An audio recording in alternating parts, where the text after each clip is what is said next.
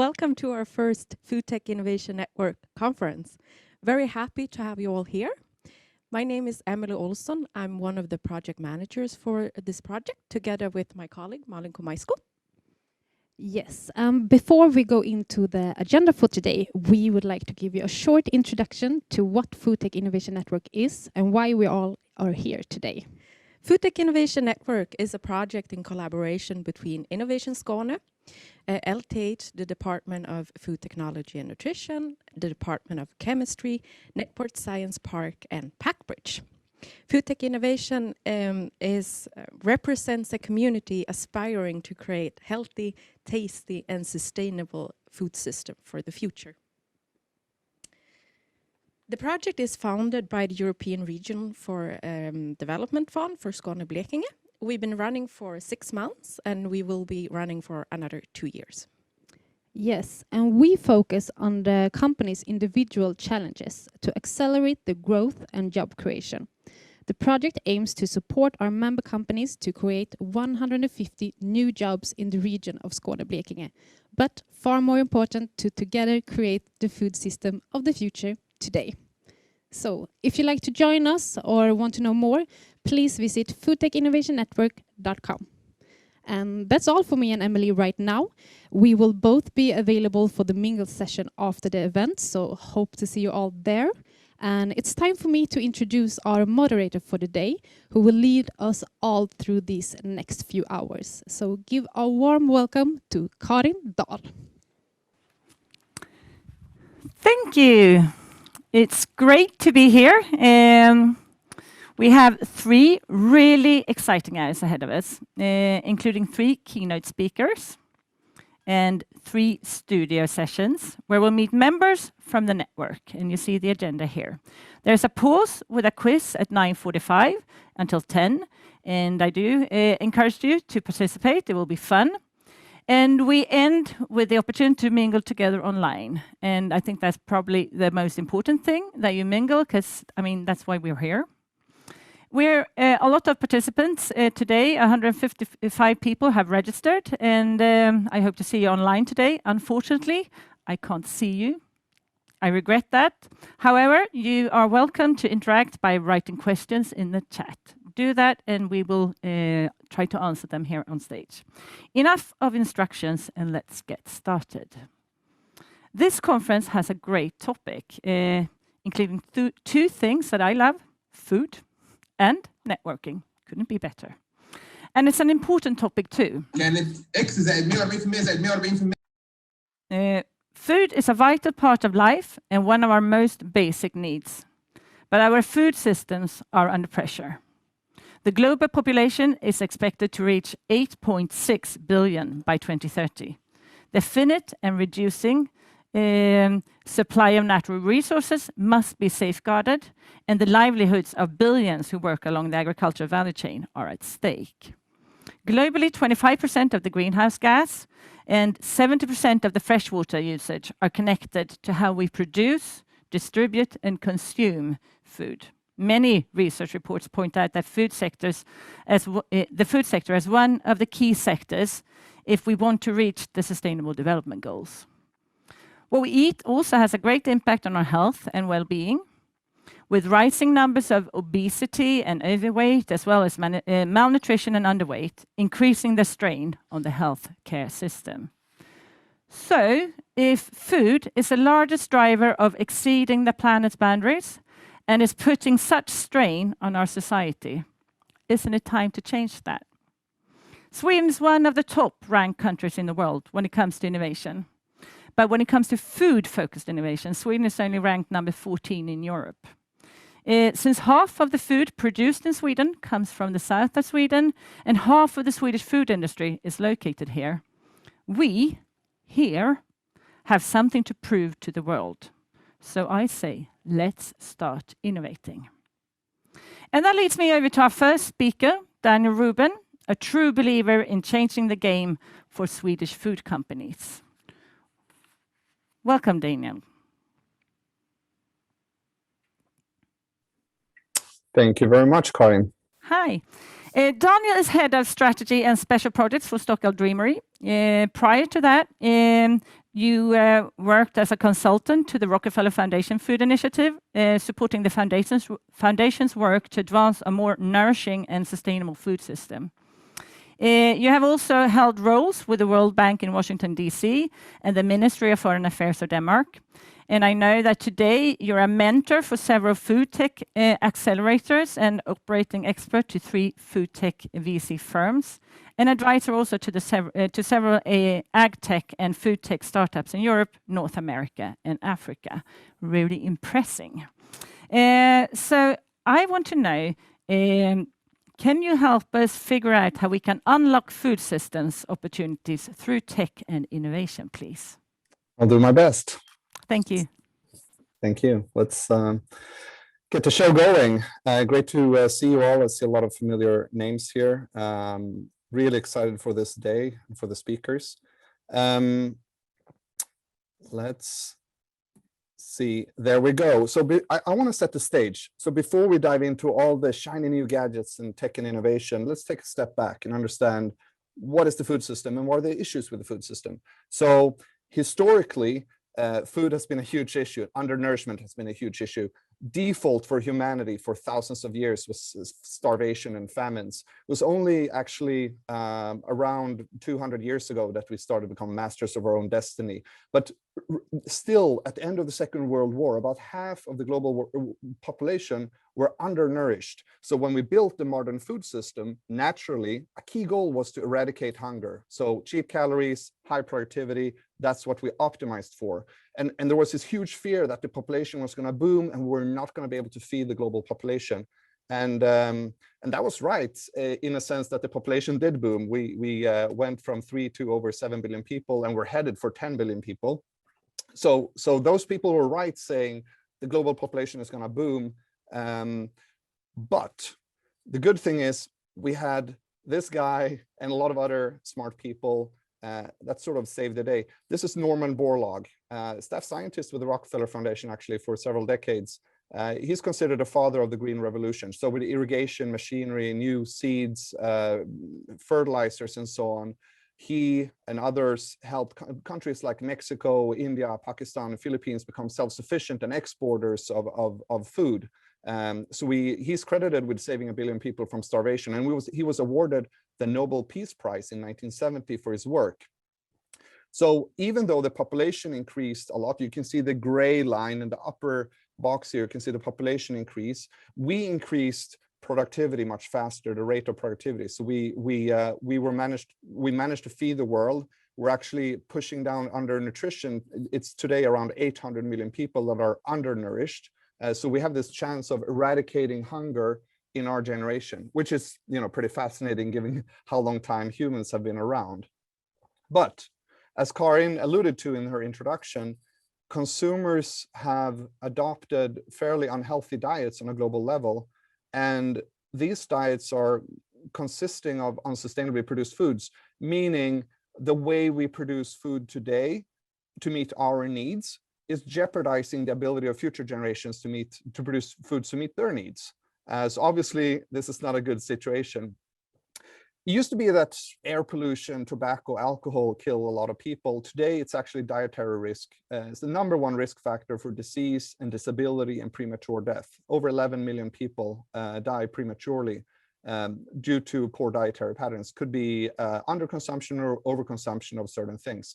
One example I think Carin also mentioned is the diabetes. We have this tsunami of non-communicable disease happening all over the world. Cardiovascular disease, diabetes, high BMI, high blood pressure, and so on, linked to our diets. So the food system is driving the healthcare system bankrupt, especially in some countries. But this is true everywhere. So only 10% of Americans consume enough fruits and vegetables. Only 10% of Ethiopians consume enough fruits and vegetables. So it's true in many geographies. And we also know what the issues sort of are. Yes, we're over-consuming things like sodium and sugars and fatty acids, saturated fats, processed red meats, and so on. But the big issue is actually underconsumption of the healthy stuff, the protective foods that protect human health from disease. So fruits, vegetables, whole grains, seeds and nuts, legumes, pulses, omega-3 or fish. Again, this is true on a global level. And as people the middle class is growing and people urbanize, they tend to adopt a more Western diet with more animal source foods, and they sort of worsen, the problems worsen. And we know a place like Africa is actually going from 1 to 4 billion people a century adopting a Western diet. It's not going to end well. Also, as Carin alluded to, the food system is not sustainable environmentally in terms of greenhouse gas emissions, freshwater use, land use, biodiversity loss, and so on. We're using the most biodiverse place on Earth, Brazil, to feed the animals we eat, for example. We're replacing fish with plastics in the oceans, and so on. So environmentally, the food system is taking a huge toll on our planet. There's also other issues like antibiotic use and the risk for pandemics. A lot of the pandemics in recent decades have been triggered by close interaction between humans and wild and domesticated animals. So the way we use animals for food is also a big issue. We use hundreds of billions of animals, 60 billion broiler chickens. We have 1 billion cows. We're using hundreds of billions of seafood creatures. So there's issues around how we produce animals for human consumption. So if you look at the Eat Lancet report and other peer-reviewed reports, what they're saying is that the food system needs three things. Yes, we need to increase productivity, especially in some emerging markets like sub-Saharan Africa, where the average cow is maybe 10% as efficient as a Swedish cow. We need to reduce food waste and food loss. In emerging markets, 30–40% of foods do not reach the consumer. There's lack of cold chain, there's poor distribution and storage, and so on. In rich countries, 30% of food we produce go to waste. Obviously, this is not just inefficient, it's immoral, but it makes economic sense. So we need to stop this. And the third thing is we need to shift our dietary patterns. We know what we're over-consuming and under-consuming. The hard thing is getting there. So all these issues with the food system, should we be really worried? Yeah, well, maybe. But I mean, there's a lot of noise, there's a lot of negativity in media and in politics, but actually I'm an optimist. And I think technology and innovation is a good amplifier that we can choose to deploy. Of course, once we agree on what some of the issues with the food systems are, then we can start to look for solutions, technologies that can help solve these food systems. And of course, different people care about different things in different geographies. If you're in Cape Town, water use is a huge problem. If you're in other places, land use or desertification is an issue. So the priorities shift from place to place. But I think once we understand that there are some issues, we can also try to look at solutions. So let's look at some solutions. And I hope I'm not going to do a deep dive and sort of kill all the fun for the next speakers. So Foodtech is this emerging sector that looks at how can we use tech and innovation to improve the global food system by creating more efficiency and sustainability in the way we produce, distribute, consume, and discard foods. And a lot of money is going into this right now, food tech and ag tech. In recent years, actually, most in sort of downstream activities closer to the consumer. So e-shopping, restaurant marketplaces, and so on. But what we saw in the last year is actually upstream, closer to the farmers, has received slightly more investments. So helping farmers become more efficient. And this is 2019 data, I believe. I'm not sure I have the 2020 data. Let's move on. So some examples of what we're seeing, a lot of more data and insights for farmers to help farmers make better decisions. Robotics and automation is happening in a big way. Everything from satellites to drones to sensors you put in the ground. This is an automatic robot, solar powered, which helps with the weeding.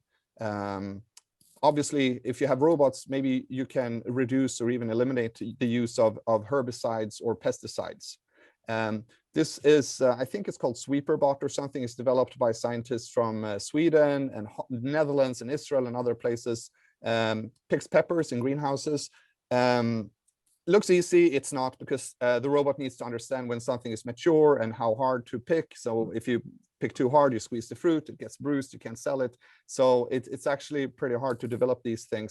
Here's another cool tech. I think it's from an American or Israeli company, which can pick fruits from trees.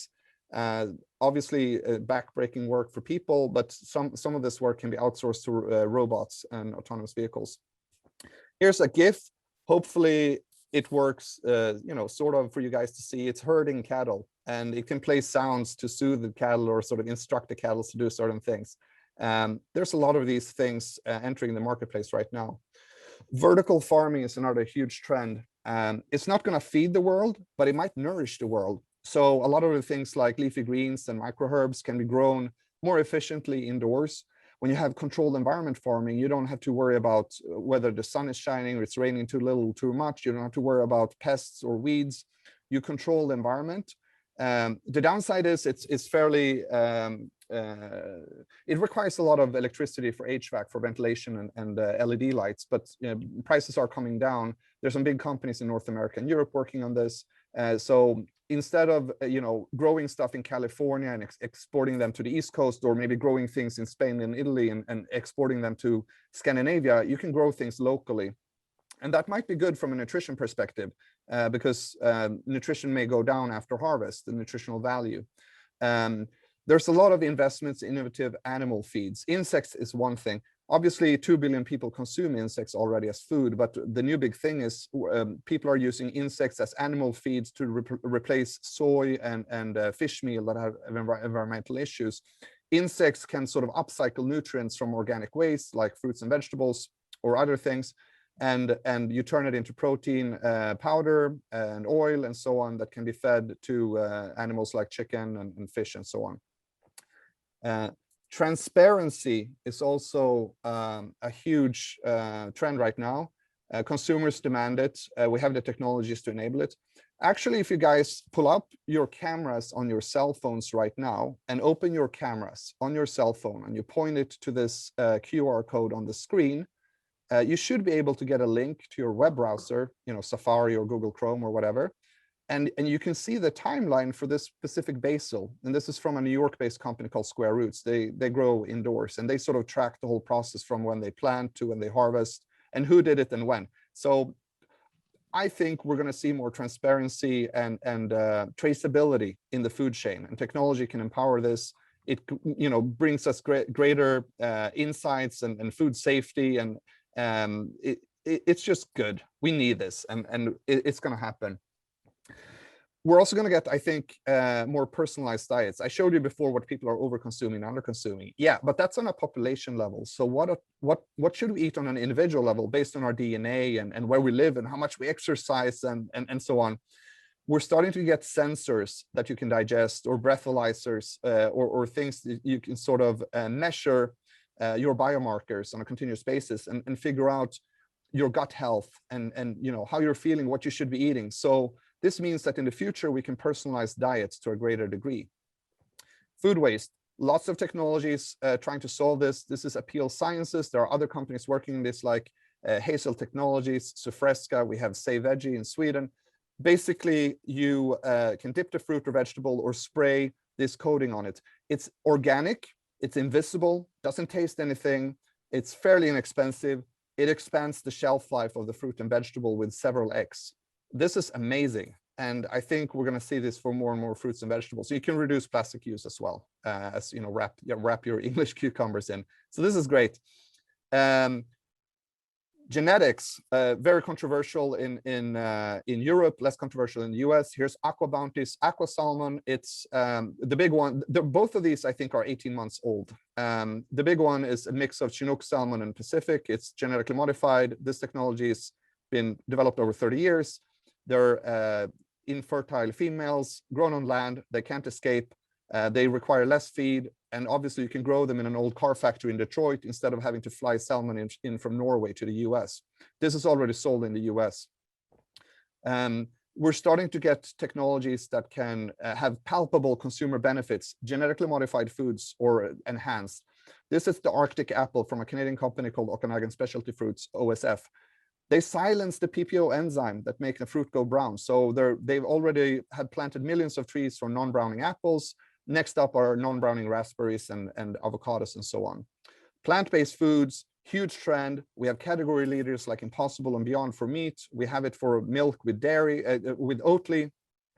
We don't really have it for cheese and fish and egg. I work for a plant-based cheese company. But we're seeing billions invested in alternative proteins right now. It's a very interesting field. The next big thing which will happen is are the sort of cell cultivated, where you grow in a bioreactor, sort of like growing insulin for diabetics or vanillin or rennet for cheese. The first burger was presented 8 years ago, was $300,000. Today, companies say they can produce 100 grams of chicken breast for $4. So from $300,000 to $4 in 8 years. This is happening, and there are already products on the market like a chicken nugget in Singapore, to dairy in the US, ice cream grown by Perfect Day Foods. Final 2 slides. This shows what the alternative protein space looked like just 3 years ago. A couple of startups and investors and academics working on this, but not a huge field.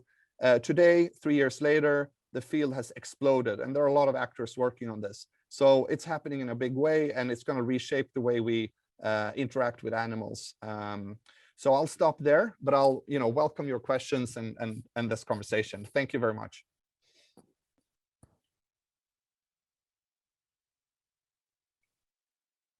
You are muted, Carin. Ask my technician to unmute me. Now we can hear you. Thank you. Great. And I just said, Daniel, it was really exciting listening to you. I think there's a lot of interesting examples that you lifted. I think that I can see a lot of tech. I wish also to see some design. It would be great to see those little robots in different designs, wouldn't it? I only had 15 minutes. Give me half an hour and I'll amaze you. Perfect. But you're at Stockeld Dreamery, and you didn't tell us very much about that. Can you please start off with doing that? Because it's a really exciting company. Sure. So as I mentioned, we have great category leaders for plant-based meat and dairy, and there's a lot of demand for good alternatives to cheese and fish and egg. We just haven't had those companies developing products that meet consumer expectations in terms of price, taste, and convenience. This is what we're doing. It takes bold investments in R&D. We're 6 scientists now. We'll be 20 by the end of the year, I think. I think it will be one of the largest plant-based R&D teams for cheese in the world. We've taken in already $3.5 million from some leading investors like Astonor, Creandum, and North Zone. It's an interesting market, so we'll see what happens. We need more capital to keep growing. We released our first product, which is a product which can be used as a feta cheese 2 weeks ago in Sweden. It's called Stockeld Chunk, sold in some restaurants and a cheesemonger. You can make TikTok pasta with it. It's great. It's great from a nutritional perspective. A lot of plant-based cheeses don't taste good. They have poor nutritional value, so starches and not much else, or they're expensive. We're at a fairly interesting price point. It tastes good, good nutritional value. We're working on plant-based, cream cheese and melting cheese for pizza and other products. And are you also going to go for hard cheese? Yes, getting there too. The mature hard cheese. I'm waiting for it, Daniel. And the big issue is, of course, milk or the dairy industry is between 3 and 4% of climate emissions in the world. So 3 or 4% from dairy alone. And people love cheese. I love cheese. We all love cheese. But if we can produce it in a way which is better for the environment, why wouldn't we? So we're making this happen, and hope you'll all want to try it and eat it and give your feedback.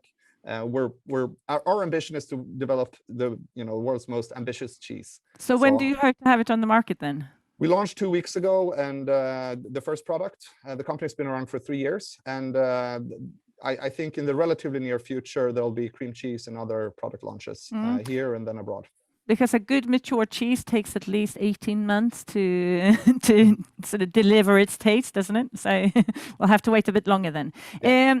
I know you're a mentor, and since we have a lot of companies listening now and perhaps entrepreneurs as well, what are your tips to the entrepreneurs and small, medium-sized companies, if they really want to sort of, try to push the boundaries? Sure. I mean, first of all, we know there are a lot of issues with the food system, but these issues are solvable. Technology and innovation is not everything. We also need education. We need regulation and policy. We need a lot of other things. So it's not just about technology and innovation. Tech and innovation is part of the solution. It's never the entire solution, but it's almost always one part of the solution. So I encourage people to think big, think bold. These issues are global. Raise sufficient capital. We have, at least in Sweden, one of the best ag and food universities in the world, the Swedish University of Ag Sciences. So there's a pipeline of great people. There's a tech ecosystem. There are VCs here. Policy is okay. So think big and bold, and try to create more big Swedish food tech successes like Oatly, because we have a lot of big tech companies. We don't have a lot of big food tech companies, but I think we have the potential. The potential is there. There's a lot of amazing Swedish food tech and ag tech companies out there.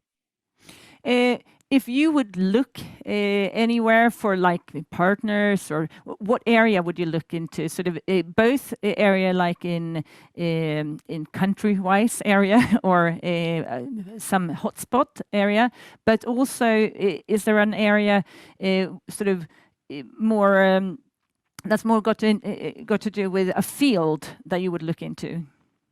Yeah, so in terms of geography, the leading clusters are sort of the US, Israel, maybe Hong Kong, Singapore, the Netherlands. There's a lot of interesting stuff going on in England, France, Scandinavia, of course. Plenty of interesting companies in these geographies. And I think there's investments happening all over the line in terms of making the food system more productive, reducing food waste and food loss, and helping us to shift diets.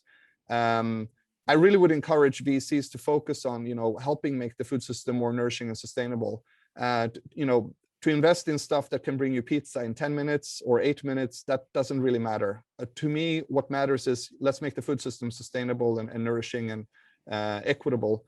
So I are also encouraging VCs to be a bit thoughtful about the impact they're having with what they're investing in. I have some questions here, and one is, what are the opportunities for upcycled foods? Yeah, so that's interesting. We're obviously wasting tremendous amounts of foods, and I think consumers are willing to buy them. You can upcycle them in different ways. You can use insects, for example, and upcycle them to protein that you feed as animal feed or to humans. You can also turn, of course, upcycle food to soups and other things. And this is already being done in other countries. The Netherlands has this place called the Verspillingsfabriek, which is like the recycling food waste recycling factory. So there's where they have a bunch of companies doing this and selling them in supermarkets. So I think there's a lot of potential for upcycling food. Another question is, what is your view on maturity of insect farming from an industrial perspective? What will the production process look like going forward in your perspective? And what will be the main species? Yeah, so some species that seem to be popular are yellow mealworm and black soldier flies. The production will look different in different geographies. It requires certain temperature, and it's fairly labor intensive. So in the Western world, or let's say high-income countries, there's a lot of automation and robotics going on. And you have some leading companies like Protix, Insect, Enviroflight, Entocycle, and so on. There's also one or a couple in Sweden. Automation here. In places like sub-Saharan Africa, where animal feed can be expensive and of poor quality, labor is cheap. And the ambient temperature is good. So there I expect a lot of decentralized, non-automated production. And there's some wonderful companies in East Africa working on this already. So it'll look different in different geographies, I think. We're about to sort of wrap up, but I have a question to you. And what's your favorite plant-based food? Well, great question. I'm always really amazed by cotton candy grapes. It's regular grapes. They're not genetically modified, but they've been bred to taste like cotton candy. They're only available in like August and September due to the growing season. So if you're lucky, you can find them in stores. But they're super sweet and they taste like cotton candy, which is amazing. So I love that. But I also love other fruits that are, like lychee and things like that. I really enjoy as well. That's a lot of good fruits. I hope you stay tuned and that you will mingle with us later, Daniel. Now we will focus a little bit on some of the companies that are part of this network. So I'll see you later, perhaps, in the mingle. Thank you very much.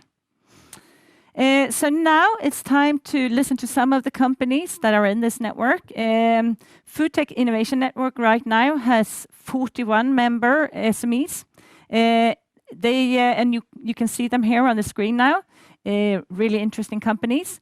They cover everything from whole food system with everything from new types of packaging, recirculation of nutrients and water, new types of products, as well as logistics, functional foods, new ingredients, new technology, and different kinds of digital solutions. They have one thing in common.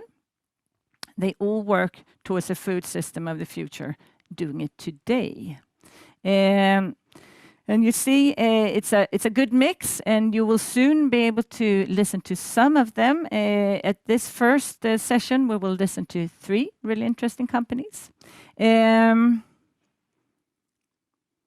we soon have them here with us.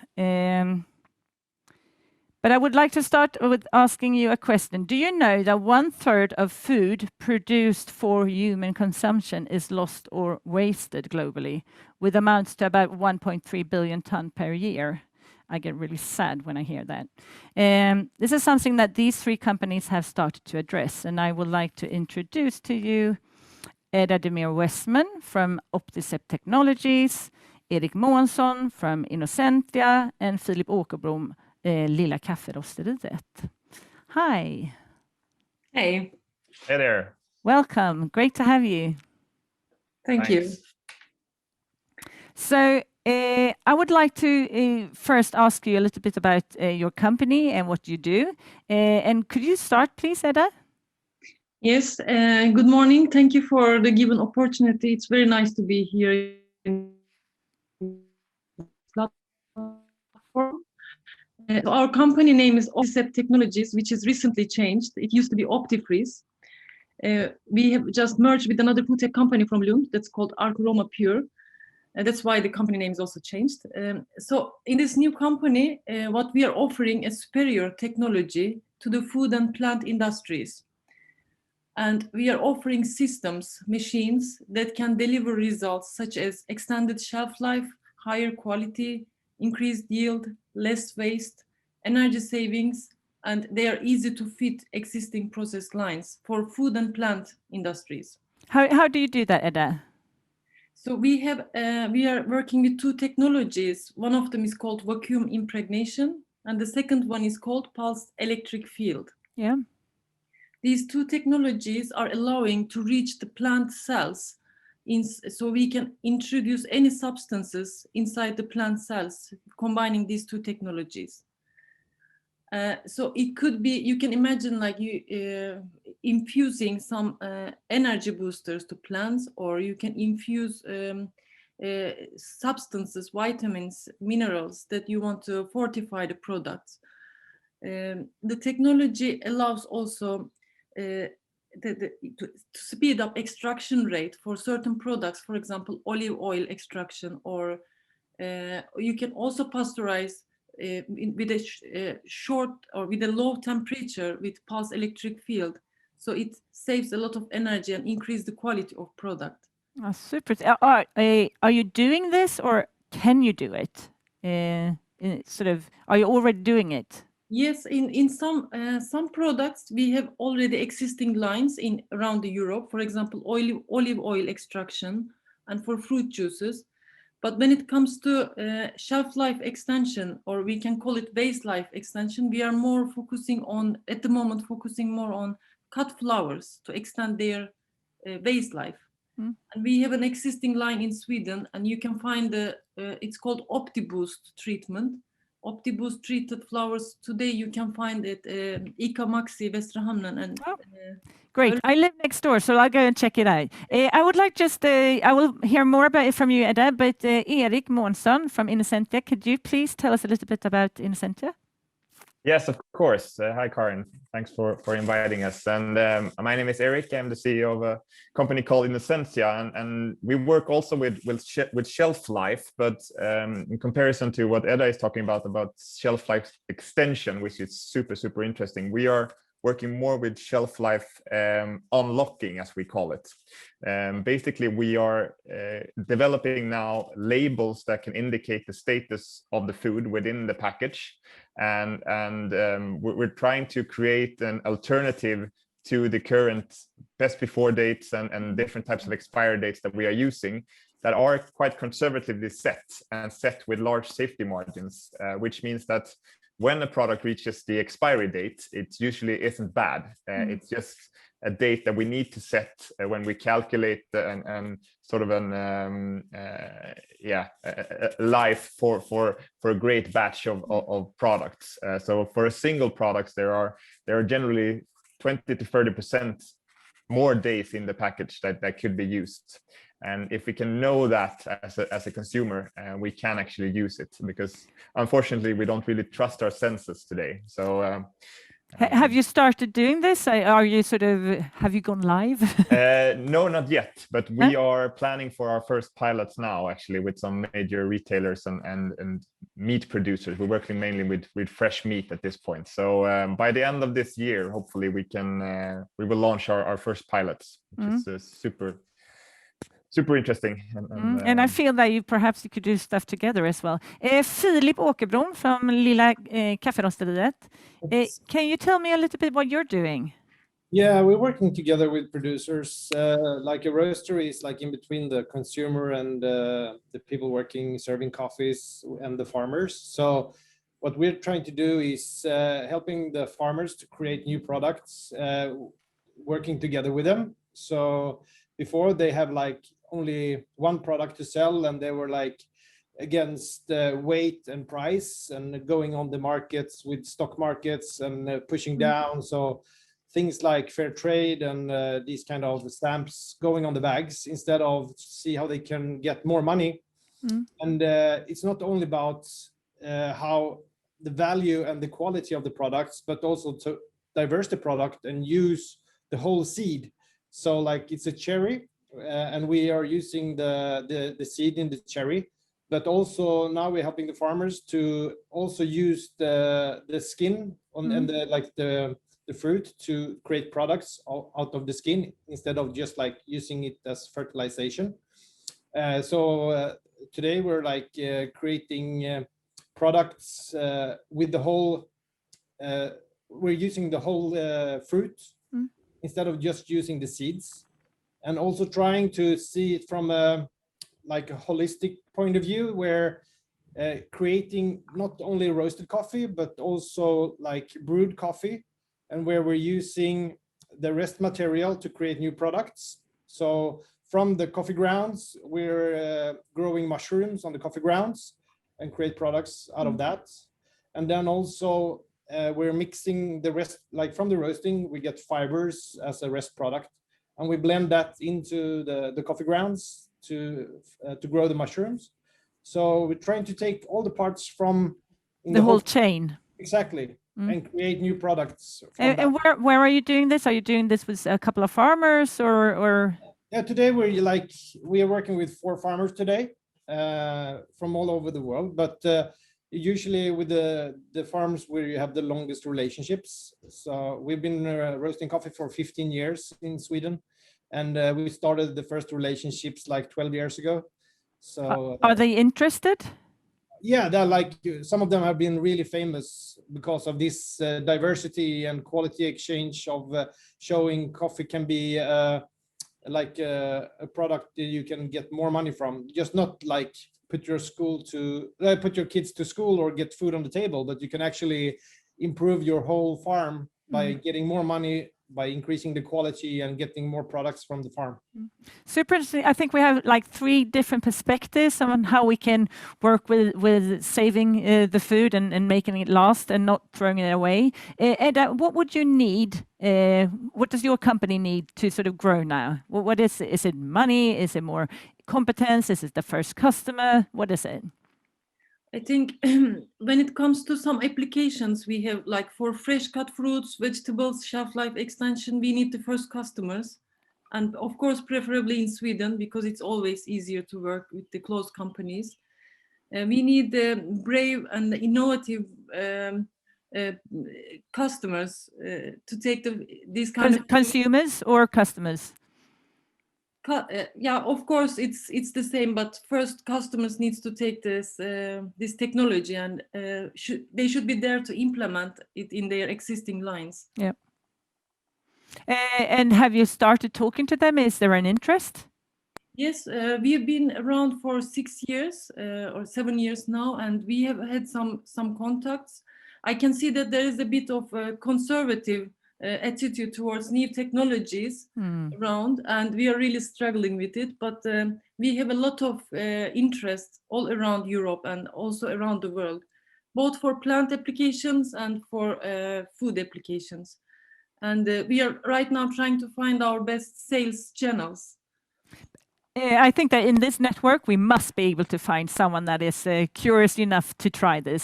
So I think that's one thing that we have to have as a goal for today's networking. Erik, I have a question for you. How do these labels work with the meats that are fresh and then freeze it, or how do they work? So basically, we work mostly with tray packed fresh meat at the moment. So that would be minced meat or poultry, for example, chicken breasts or any type of chicken parts, actually. They work if you freeze it, but I mean, freezing meat, for example, is one way to actually extend the shelf life in itself. So that's sort of another solution. Our labels are mostly targeted to be used with the fresh meat when you need to get an idea when you brought it home and picking it out of the refrigerator and actually asking yourself, is this safe to eat or not at that point? So I think they work in relation to or together with the freezing technologies that we have today. I understand that you had like 2 different sort of technologies that you were looking at, and one was shifting colors, right? Exactly. So we have both an analog version, as we call it, which shifts color, and then we have a digital version that can send the same information but as a digital signal to for example, a smartphone or a bigger digital system. Your chicken is... Exactly. You can get a text message from your refrigerator that you need to cook your chicken. But that's still a few years in the future, I think. But it ties very well together with the transparency that Daniel was talking about, and also the IoT that's coming more and more in the food industry as well. But I think the industry, and as you said, Edda, needs a bit more time it is still quite conservative, and they need some time to pick up on all of these trends so that we can implement them in a optimal way. Filip, whereabouts are you in your sort of process of using that chewy bit from the, or perhaps it's not chew, I don't know, but the thing that's around the seed?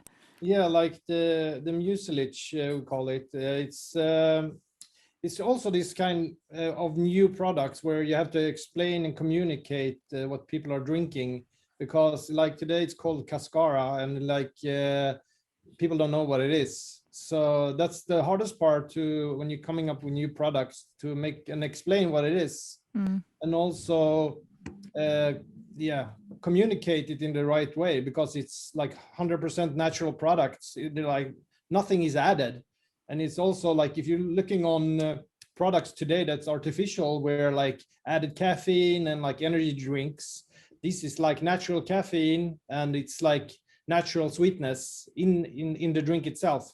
So it's what does it taste like? It's like peach, rosehip, like these kind of flavors, and very sweet and acidic. And you can just like drink it still, or you can carbonize it. So yeah, it's quite new phenomena coming up in the market, but nobody haven't consumed it before. Like, so that's why. Super interesting. I would like to have some right away. I hope that everyone that's been listening to you see how interesting companies we have in this region, and I thank you very much for introducing our companies to us, and I look forward to seeing you later. Thank you. Thanks a lot. Thank you very much. Welcome back. an exciting contest and some polls, and it's time to listen to Sara Maxence. Sara works as an innovation manager within IKEA Sverige, and she focuses on future food and how to feed their customers with healthy products for a sustainable future. Sara also focuses on how to make new innovations available for their stores and how to scale the most promising ones in collaboration with entrepreneurs and startups in Sweden. Sara has a personal mission, and that is to bridge the gap of understanding how collaboration best can come in place between big corporations and startups entrepreneurs. I think this might be a perfect forum for her. Sara's background is that she started her food career in 2013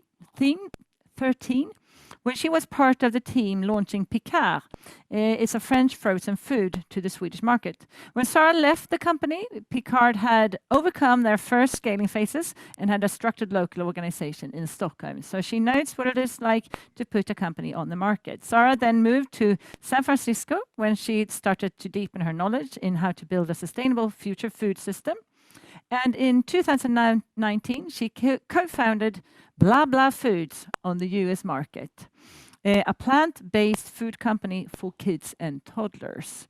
Sara, you know a lot about the food industry and the food system. Please tell us a little bit about innovating the future of food. Welcome. Thank you so much. I'm really looking forward to share our story on innovating in the future of food with you.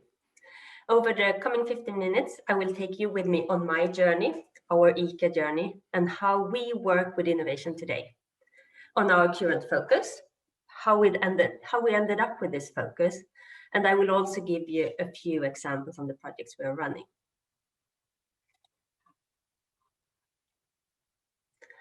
And now I need to find the button moving forward. So IKEA, or innovation at IKEA, works from two different departments. We have IKEA X, who is focusing on identifying and analyzing new business opportunities and innovations with a digital focus. And then we have the IKEA Food Innovation Department, who focuses on food and how to supply our customers with healthy and sustainable innovations. This is my department. And before I move on, I will also say that both of these departments has a strong focus on innovating within health and sustainability. And I think Daniel gave you an excellent introduction to why that is so important and why they are so closely connected to each other. And for the past 1.5 years, I've focused a lot on our role in a sustainable future food system. And this is mainly what I'm going to talk about today. So, the food revolution. It all started when we got a mission. We were planning for our yearly inspirational report, a report where we highlight different consumer behaviors or society trends. This we have done for the past 5 years, all the time since IKEA turned 100 years in 2017. So in 2020, we had decided to deepen our understanding for the food system, and we needed to find the answers on following questions. Which are the biggest challenges in the food system? Which are the solutions? And how can IKEA support the necessary changes? Quite big questions. And to find a sustainable and to identify a sustainable food system, we identified 3 areas with the greatest potential. First of all, we talk about a biodiverse agriculture. This is an area that is very important, not our core, but just something we need to push for. Then we identified closer food loops. And this is really in our core and something we actively can work on. So we identified this as a very important area. We also looked into sustainable plant-based food as another very important area. We all know in this room that we need to do the shift to a more plant-based diet, and we as a retailer need to be part in this shift. So once we had identified all these areas with potential, we also realized that identifying areas and knowing what is important is good, but it's not enough. We needed to take action and to work on our findings. And with this, we created the VEXA initiative. So the VEXA initiative is an internal initiative within IKEA, and our mission is to promote consumption and production of plant-based foods. We need to increase the share of Swedish produce within plant-based. Today that's fairly low, and we need to increase sustainable plant-based consumption, because otherwise the production doesn't really make any sense. And with this together, we hope that we can, or this will be one of our major contributions to our new consumer ambition, and that is to lower the carbon footprint with 50% until 2030, which is an ambitious ambition, but necessary to succeed. So within the IKEA VEXA, we have 3 focus areas, and here I think this is what becomes really interesting for the audience that is here today. So we work with 3 different legs, one could say. First of all, it's collaboration and open innovation. That's what we're doing here today. We contribute to selected networks, research and development projects to feed in our knowledge of the market and our findings, let's say. We also participate, share, test, and learn together. And this is something we aim to accelerate within our organization. We also work extensively with promoting local ecosystems. This became very critical last spring, I think all of you know, where all the suppliers for the restaurant market couldn't supply, didn't have any buyers anymore and needed alternative sales channels. So we rapidly had to innovate and upgrade how we worked with local suppliers so that our stores could take care of all these products that otherwise would have gone wasted and actually sell them to the customers, because we met an increased demand at the same time because people ate at home. You all know the story, but we needed to help out here and facilitate. So we have something we call the local order portal, a local order portal for all our local suppliers and contractors, where they sell directly to our stores without the head office involvement. And then of course and this is the most tricky part, but also the most important part, I think. We want to create scale-up programs. So we scale with selected partners. So identify products and innovations with the potential to scale, and then scale them faster. We all know that we have just a certain time to actually change this food system. And to be able to do it as fast as possible, we need to work together. So this is what we are working extensively with right now to try to figure out how to do this in the best way. So this is what we did over the last year. It was a lot of just understanding, putting together, structuring, and set the structure. And with all this done, we came back to this phase when we started to think about, okay, we have this future report that we need to come up with. Should we go into a new subject, or should we stick with the subject that we actually know about? And we decided that no, let's stay where we are and continue to grow there, because we had also realized that the most important part of all this work is to do it together. So we created a future report that we called Grow Together, because that's what we need to do, where we highlighted the examples that we've been working with over the year, but we also did extended consumer analysis, both on what they think about the future and how they will act in the future. So, and this is information that we share with you in this report, because we think this is information that everyone needs to know about to be able to innovate in the best way for the future. So just to give you the scientific background, we talked to 2,000 people, and we did it last winter, so December to January 2020, 2021. So you know, because as times are changing so much, timing is important in certain aspects. So what did we then figure out? So what did we see? We did see a more segregated and diverse society. Life will become better for some and turn out less well for others. And this comes in terms of social welfare, interest in climate, the fear of future pandemics, etc., etc. And then we also saw a tremendous increase in digitalization. Zoom went from 10 million to 300 million daily digital meetings during a few weeks last spring. E-commerce in groceries increased with 95% during 2020. Our homes have become so much more important. 80% of the workers work from home in 2020. And who might have guessed 1.5 years ago that I would be sitting here in my living room presenting for you? So, and also purpose and health are more and more important drivers. We have got a more holistic view of our life. The pandemic made it very clear that it's very important to stay healthy for our survival, but also the mental health is important. Otherwise, we can't support staying at home to the extent we're doing. So we have been much more aware about our personal health during the last year. And then finally, we also have an extreme longing for experiences and socialization. 7 out of 10 of these 2,000 people we talked to will prioritize more time for dinners with family and friends in 2025. And we also see an explosion of social contacts and consumption and more consumption. Within IKEA, we kind of visualizes a human cow release, or kosläpp in Swedish. And I just let that picture sink into you. And then what findings do we have regarding this movement to a more sustainable food system?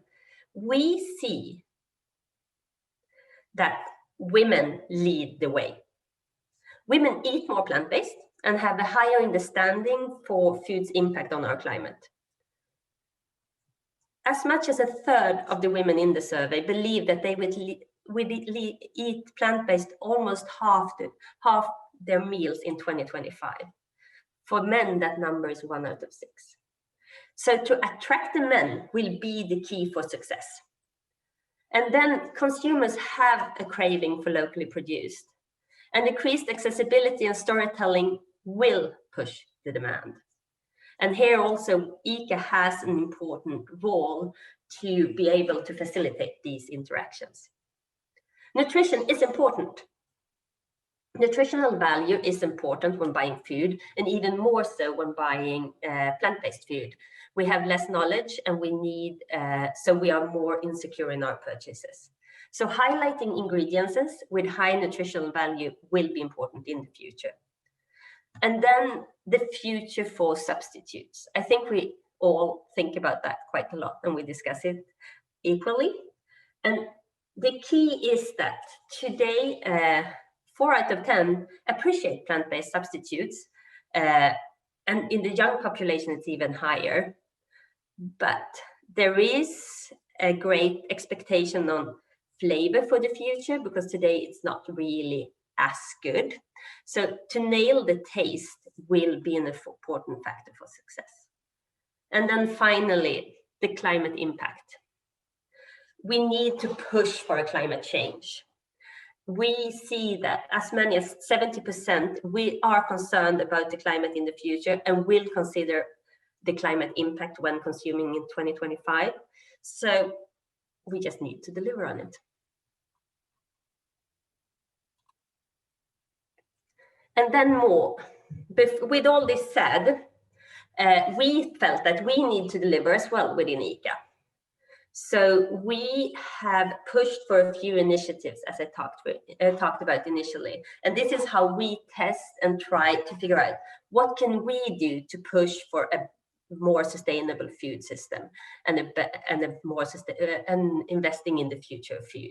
So we will in the fall we will launch a Swedish plant-based product range where we really go back to basics. This is a product range where we will push for our important produce in Sweden. We talk about pieces. The yellow piece is a very important product to push for a plant-based future. We talk about lenses, beans, etc. And this is all the raw material that we see that we will need an increased production of to be able to elaborate more with this product in the future. So this is the first step to show this is the product this is the produce we're talking about, and this is the produce we see potential in for the future. And the aim is to continue to develop within this product range and to push for more elaborated products with and more of the, in the first step, more of the substitute products. But this is where we are right now, what we're aiming for in the future. A first step. Then we are doing a really exciting testing together with Mycorena, where we're testing Mycopromic as a future food, and we do it together with Mycorena. So we need to eat more varied plant-based in the future, and aiming to find more locally produced plant-based options. We are currently evaluating the potentials of the mycoprotein on the Swedish market, and we are experimenting in product fit, flavors, and packaging. And we will test launch this product that you see in the picture actually within a few weeks in selected stores to see the consumer appreciation on it. And then finally, we are attacking another big problem.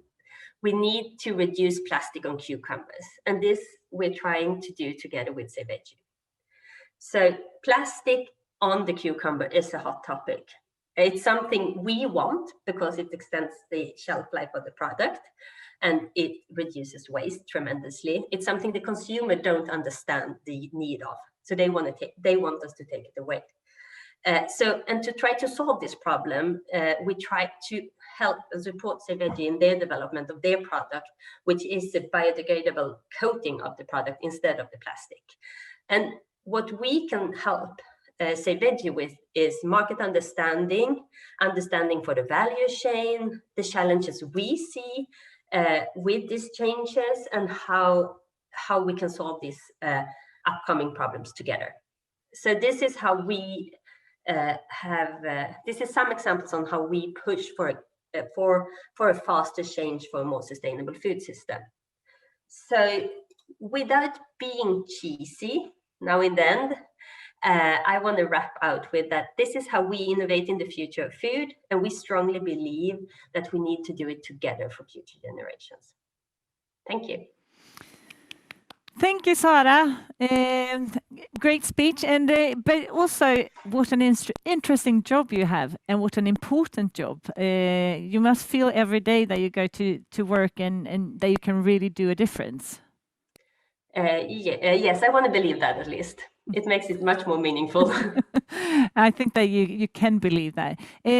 We have a question here that I would like to start off with, and it's: will we see low climate impact shelves at ICA soon, or how can we push and inspire consumers as simple as possible?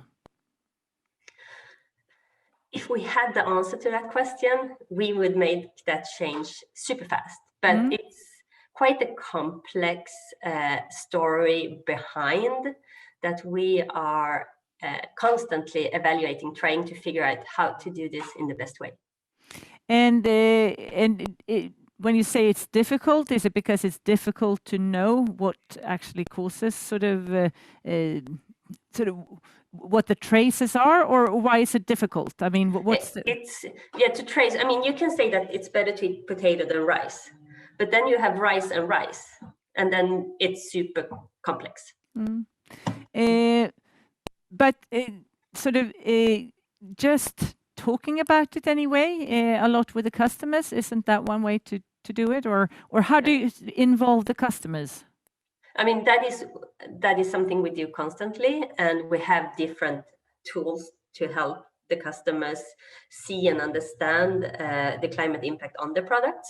And that is also why we launched this product range about the Swedish svenskbaserat, to really show that this is, you make this option and you will actually do a good act for the climate.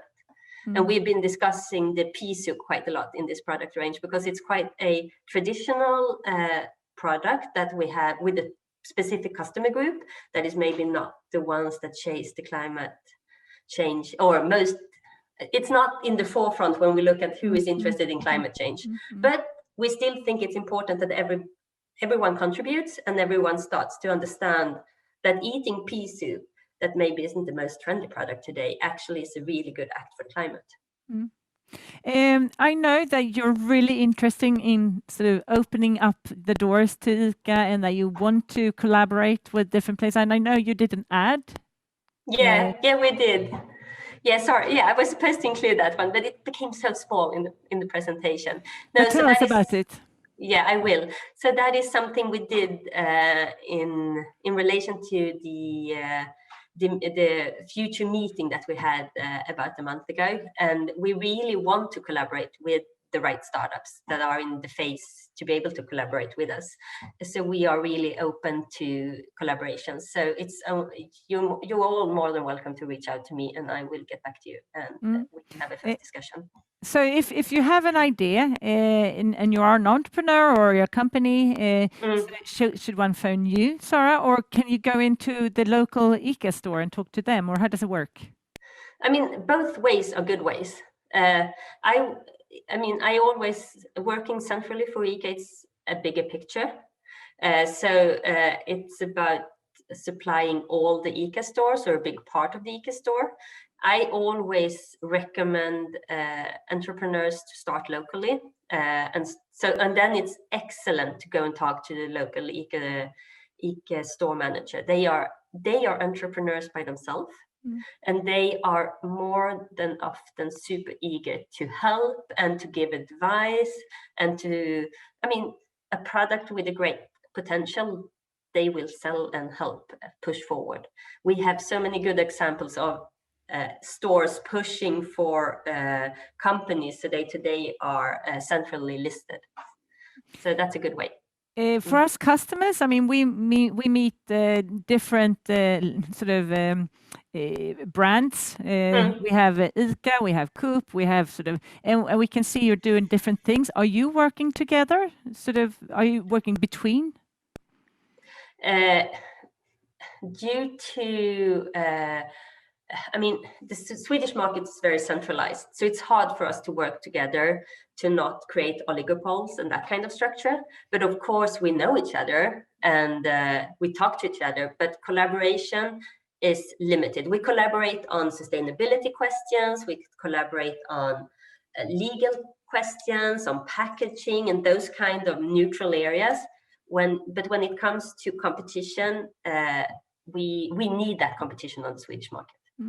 I have a question here, which I assume has a little bit to do with that. They say, when will ICA start communicating climate impact in a similar, different way as Coop and other actors? They sort of, what's your answer there? Yeah, so we have a climate app. I should have known exactly the name right now, but this is the disadvantage. You can include it in the chat later, Sara. I will include it in the chat because that is something we have connected to when you do your purchases online. So we are there to some extent, and then we're also pushing on a more national level to agree on the climate impact on products, because we feel it's important that we share these values. And finally, I would like to ask you a little bit about the growing together. Can you give an example of how you can grow together? What you do when you grow together? If you're a potential partner, what happens? When we will, I always say we collaborate with external partners when 1 + 1 becomes 3. That means we add values that they don't have, they add values we don't have, and together we can do something magic. So in all those cases, we collaborate. But does it mean that you give them sort of shelf space, or is it money, or is it sort of what can you help with? We have no financial support right now, but we can always guarantee volumes. Or we can in certain cases guarantee volumes. We can definitely help with, like we have done for, say, Veggie, which will never be a client of ours, help them understand the market further, or like we do with Mycorena right now, help them understand what will the customer appreciate in the product, how should it taste, what kind of consistency will be preferable, etc., etc. So where we have expertise, we support. before we end, they say here, Sara, you mentioned that IKEA would like to highlight ingredients and products, I guess, with high neutral value. How? What is the best way to do this? I think you need to today, and not so much maybe on our Swedish market, but globally, we have pushed for plant-based options and to find optimized taste and for like texture. But now I think looking forward, we need to be smarter when it comes to ingredients as well. So they have some ideas here. They say labels on products or information campaigns or health shelves. Are you thinking of anything like that? I'm more thinking on how you label on the products and also what you put in the product. I think that's the most important. That's what we are referring to. Okay, great. You will also stay with us yes, today, I know, and I think there's a lot of people who would like to talk to you. So they will probably mingle with you. You can be 15 people there in a crowd on Wonder.me. So you will probably be dated with, Sara. But now it's time to listen a little bit to some more companies within the network. And I would like just to say there's a very rapid global development on the food supply market. There are more and more consumers asking for plant-based alternatives. In Sweden, there is an increase by double-digit growth for plant-based foods. So I would say the market is absolutely there. Let's listen to some companies here in southern Sweden working with just that. So with that, I would like to say hello and welcome to Ebba Fröling at Mycorena, Eslam Salah at Lupinta, and Katarina Furin at Edgy Veggie. Welcome. Thank you. Thank you. Great to have you. And I'm really curious what you all do. And could I please ask you, Ebba Fröling, to enlighten us a little bit about Mycorena? What do you do? Yes, of course. I mean, it was also pretty funny that Sara also mentioned it earlier here. What a cue. Yeah, exactly. But at Mycorena, we are producing microprotein and we are working with food companies. So we are kind of one step back in the value chain and instead offering it as an ingredient for food companies to develop new, tasty, healthy, and more sustainable alternatives to their vegan portfolio. And is it on the market? It looked like it was on the market, yeah? I mean, we are working with companies to develop new type of products. So IKEA is one type of collaboration that we have today. And as Sara mentioned, we're going to launch it in the upcoming weeks. We also are selling to some restaurants here in Gothenburg, and we will also be having some other products with other collaboration partners coming up as well very soon. Great. Eslam from Lupinta, can you tell us a little bit about what you do at Lupinta? Yeah, so hello everyone. We are at Lupinta, like we see that's of course the shift from meat alternatives to plant-based, but we don't see in Europe, especially in Europe, we didn't see the answer to be imported soy. And so we trying to have alternative, which is local European alternative, which is Lupin. And we see it is unnecessary to import 2 million tons of soy every year used for animal and for human consumption. And we can replace that with local alternative, which is such as Lupin and other legumes we can actually farm here in Europe, and we can have a good yield out of it. So we focus on the Lupin as alternative, and it is high in protein, high in fiber, and we are producing meat substitute out of it. 100% locally farmed, locally produced, and this is our offering to the market. That's we want to have something 100% locally farmed, locally produced, because we want to also, like especially after like what we experienced during the beginning of the pandemic. That's like we knew that's like our supply chain of food is not secured as we used to think before. Because like when I started 2018 thing, like mentioning the food security to the Swedish public, that was like just like there was no interest of like the word of food security, because like we have food for 50 years, the food supply is kind of like just like continuing, nothing could happen. People didn't experience that. People didn't experience to stand in lines for food because it's not available, right? But the world has changed, yeah.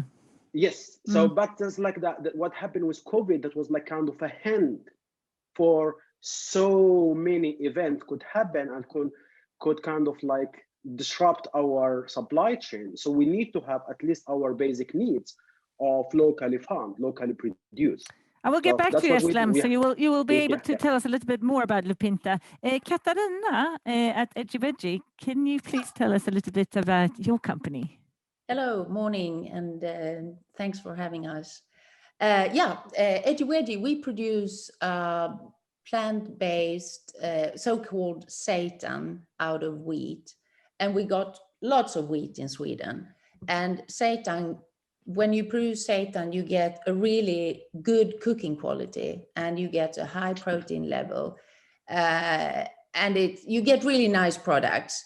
So we are working on starting a plant here, and we expect to be ready to deliver after summer. Meanwhile, we are getting our products produced from a recipe. And then we have started, since we have lots of wheat in Sweden, and the only thing we do with it up the value chain is really bake bread. So you can do much more with our wheat. And I mean, I think it's great to have a good diversity in food, mushroom-based, lupin-based, we need lots of more diversity, more than only soya and pea. So I think that is where we are. And we are also looking together with SLU, we are now looking at ancient wheat types to be able to use them to be able to be organic as well. How long have you sort of been doing this? I mean, when did you start? A year. And we started the company in June 2020. And I know, Eslam, when did you start? You have been running for? We started as a company mid-2019, so exactly 2 years now, but the idea started 2018, where I have been kind of in between SLU studying and trying to see the visibility of the lupin to be a food in Europe. And Ebba, when did you start? Mycorena was founded in 2017, and then I would say maybe 2019 also onwards, where things started to take off. Because I'd like to ask you, because I feel like we've been talking about plant-based for quite a while, but it feels like something's happened quite now. Do you feel it as well, or? I mean, I would like to agree to what Eslam were talking about a little bit with Corona and everything happening, where you kind of clearly see that if the borders are closing, then in Sweden we're very much limited in what we're eating and how we are consuming. So definitely what we have seen at Mycorena at least is definitely this increased demand and interest in being able to actually produce something locally here in Sweden, and not all this soy and even pea that we cannot produce on our own here in Sweden. They are looking for new alternatives, definitely. Katarina, when you were talking about the wheat, what can you make out of it? What will we be able to try? We make 4 products, and you can actually find us out in IKEA shops in the bigger cities and in some smaller cities. So you can make a block. You can imagine, like we usually say, imagine a chicken fillet. Or imagine, like in China, they have seitan. There they cook a lot with seitan. And it's like an alternative to tofu in that way. And then we have 3 products that they are ready flavored. So you just push them down in your frying pan, and you just fry them. And Eslam, Lupinta, I know sort of, for those who haven't tasted it, what does it taste like, or how does it come on the plate? What does it look like? That's really interesting question, because I mean, if we it is more of neutral, nutty taste, where it's really adapt with the way you are doing it. So it behaves different when in the way you are using it, if you are making it, frying it, or make it in toast, different marination. but so it is kind of like a base where you can build flavors on it. But the texture, we have interesting like part the texture of the Lupin and the texture of our Lupin with the fermentation. That's like you have two different type of textures when you eat, and that's what give really good mouth feeling. Your three companies, what do you need now to grow? If we start with you, Ebba, what if you can you grow? Are you ready to grow, or what do you need to grow? No, I mean, we are definitely ready to grow. We are very much underproduced today. The demand is very high for the product, and if we could produce more, we could definitely sell it. So the challenge for us at the moment is the scale and the limited capacity that we can produce. But we are now building our production plant, so we are scaling for sure. So at the moment, we are just trying to do as much as we can with the capacity that we have today to do some limited launches in stores, etc., to really get the consumers to test the product, to get feedback, and to develop the product even further meanwhile. Okay, so anyone out there who perhaps can help Ebba with that, then let her know. Eslam, what do you need to grow? I think we have the two challenges for startups might be like most to tackle right now. First of all, the first one, as Ebba mentioned, and I think also Katarina could agree also with that, that we don't have good infrastructure for production here in Sweden for small producer and medium-sized producers. You need to be very small and tiny, or you need to be very big. Just like you cannot be in between. That's one thing.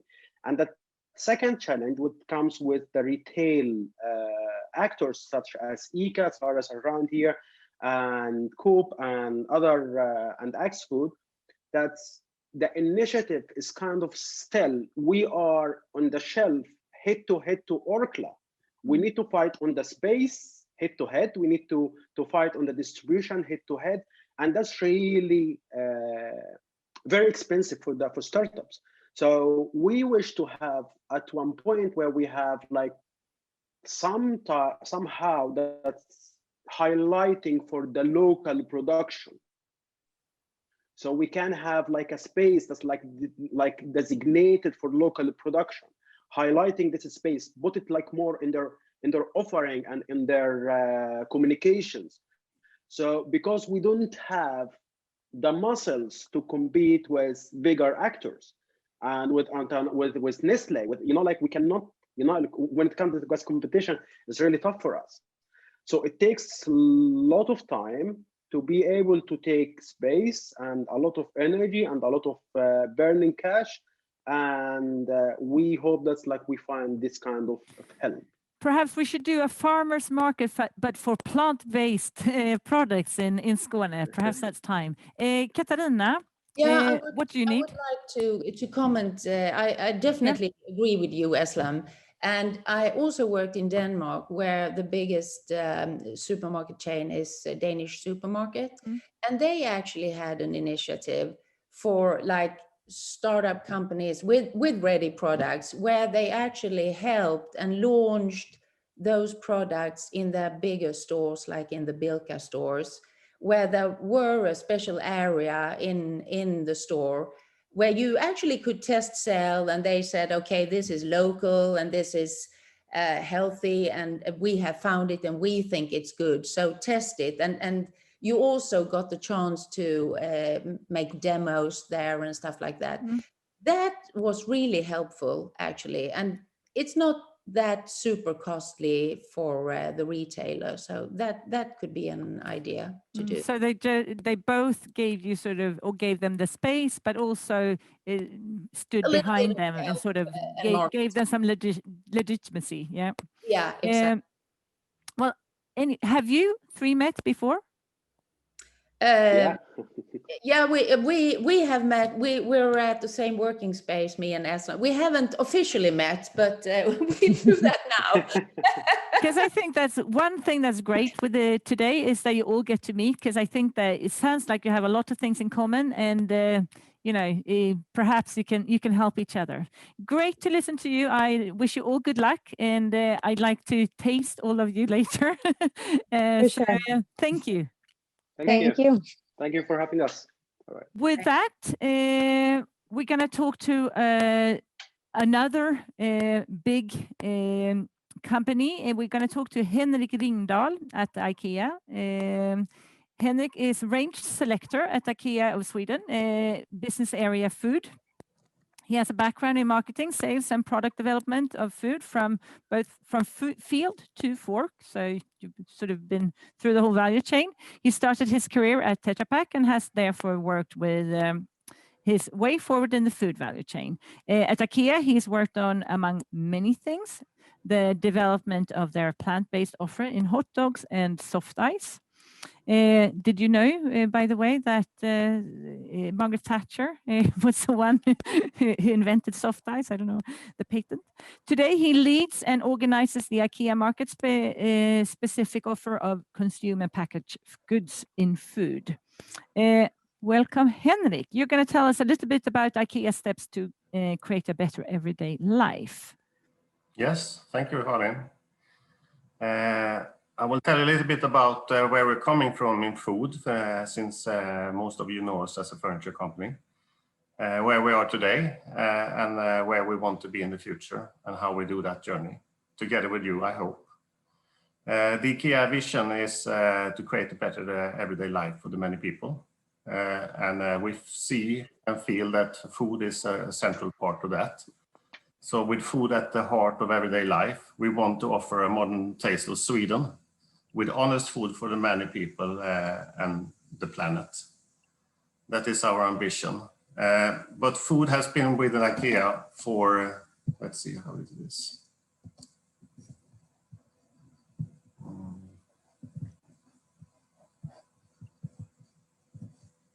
don't see the box here.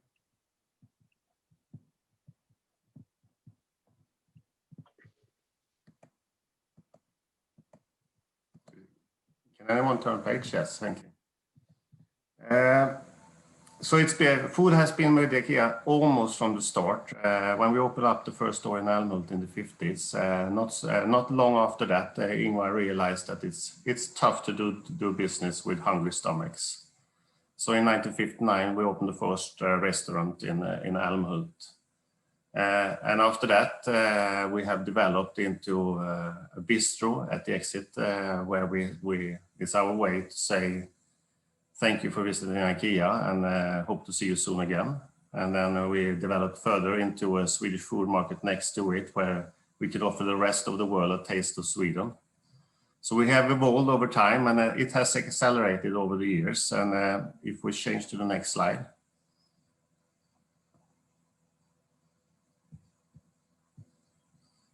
We have gone from being the one selling an icon, the Klippan sofa, to serving an icon, the Veggie dogs, which we launched 2 years ago. First, food was in the beginning a service function, but over the last 5 years, we have developed into a business area, just like any other, with the same ambitions as we have in furniture. I remember when we did the Veggie dogs, our managing director said that we had a target of reaching 10 million Veggie dogs the first year. And only a few weeks after launching that, he came and asked do you think we can reach 12 million? And yes, we did. And it was a little bit the same approach that Ingvar has to business, that okay, let's try to do a little bit better all the time. So if we change page, the way we approach our product portfolio, or the range as we call it, is to offer a modern taste of Sweden in nowadays more than 50 markets, trying to celebrate Scandinavian ingredients and our traditions. So the way we do this is that we have a mandatory range that is unique for IKEA. Most of you know it. It is our meatballs, it's our lingonberry drink, it's our soft ice, it's our cinnamon buns, things that we are famous of, that we want all our stores to carry. To complement that, we have a market-specific range, which I work mainly with today, where we want to make sure that we also cater for the local preference and the tastes that are around the world. And it's a great source for inspiration for us to see what is happening in these 50+ markets. in the direction that we want to take. In addition to that, we have a vitality range of products by season, where we try to celebrate even further the Swedish heritage. So we have an offer for midsummer, for the crayfish party, for Lucia, for Christmas, for example. So this is the way we approach our portfolio. So we'll switch to the next page. And the way we product develop food is the same way as we product develop anything at IKEA, also furniture. We use something called democratic design, which is based on 5 pillars. Form and function you will recognize from the design language, where function is to try to create a better and easier everyday life at home. Where form is in our way of being interesting and stimulating all the senses with the food. Quality is, of course, to develop an offer that you can trust and rely on. Sustainability is a lot about doing more plant-based in a responsible way. And then finally, a very important thing for IKEA is to do all this at a low price so that as many people as possible can afford our offer. And this is becoming more and more important for us as we expand into new markets where the situation is a little bit different than in Europe and Sweden, so we need to be more affordable in the future than we are today. So if we switch page, one good example of this is the latest development and where we actually did something with our most famous product, the meatball, where we launched last year a plant-based version of this. And this is to inspire people to live a more healthy and sustainable life with good food that has a positive impact on both people and the planet. So the plant ball that we launched last year has a climate impact of only 4% versus the meatball, the traditional one. So this is one way of leading the way and showing an example. If we take the next slide. If we base our product development on democratic design, there are a few principles that can help us even further in thinking in the right way. And I think it can also help you in thinking in a similar way if you would like to engage and work with IKEA. And the first one here is to think lagom. We measure all our dishes and all our products according to nutritional values. Where lagom is a good expression, not too much, not too little, just right amount of food on the plate or in the serving. Then sustainability, which is a key thing for us. Our offer needs to be good for the people and for the planet. We have high ambitions in this, and this is a top priority for us to engage more in the third point, in more plant-based offers in the future for the many people, so that it's also affordable. It doesn't really stop with being sustainable for people and the planet, as we say in the fourth principle, which is about animal welfare. We want to use fewer animals in our offer, and we want to do it from better sources. So it's a shift in the way we consume meat. Mainly. We don't say no to meat, but we want to drive the plant-based range much further, and basically all our new developments globally are plant-based. Then, based on the Swedish heritage, which resonates quite good with Sweden, I think, is to base it all on natural, so that our offer becomes simple, wholesome, and easy to understand. This is sometimes a challenge when it comes to food innovation, where the offer sometimes can be quite technical. We don't limit ourselves. We want to explore the new ways of working and the new innovations, but it needs to be easy for the consumer to understand what they are eating in order to trust our offer. Then one of my key points, which I worked on a daily basis with, is number 6, where we say food is precious. Food is simply too precious to be wasted.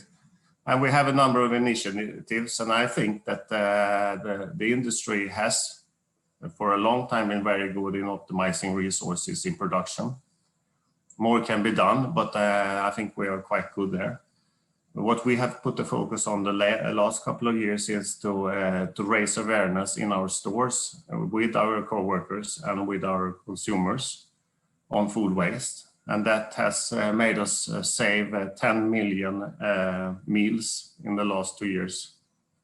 But much more can be done in this. And I thought it was interesting to hear about the packaging initiatives in order to extend or shelf life or make packaging in a different way to avoid food waste. I think that is quite interesting. I also think it's very interesting, like we heard, with upscaling of food waste into new products with a higher value. I think this is something that can accelerate. I think the experience that we have with this is quite difficult to get the first move, but we are working hard on this to try to lead with an example on this as well.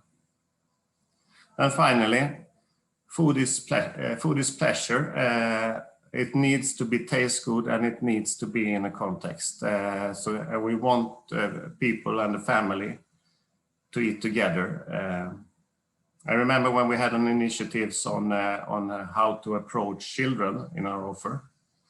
And we worked together with Sam Cast, Obama White House chef, which is very much engaged in the nutritional programs for public schools in the US. He was, by the way, very keen on being part of the plant ball movement, because he says it's a once-in-a-lifetime opportunity to do something like that. But when it comes to children, we would like to offer the same food for children as we do to adults, but we do want to do it in portions that are made for children on the right size. So lagom is the key word here. So we don't differ children from anyone else. We just want to adapt the portions. And then we'll be able to eat together. And you see that in our restaurants as well, where you can actually choose if you want to have a community table, or if you want to have a quick bite standing up, or if you want to sit in all your family, you can choose. Okay, then the next one. It's the final slide. I would like to leave you with an invitation that if you feel that this is the way, if you share our values and if you share this direction, we want to cooperate with others. We need to cooperate with others to meet our ambitious targets. And I think you share that vision. That's what I heard.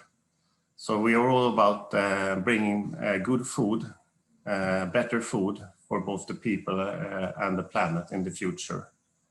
And I'm looking forward to the mingle later and the questions. Thanks a lot for the opportunity. Thank you, Henrik.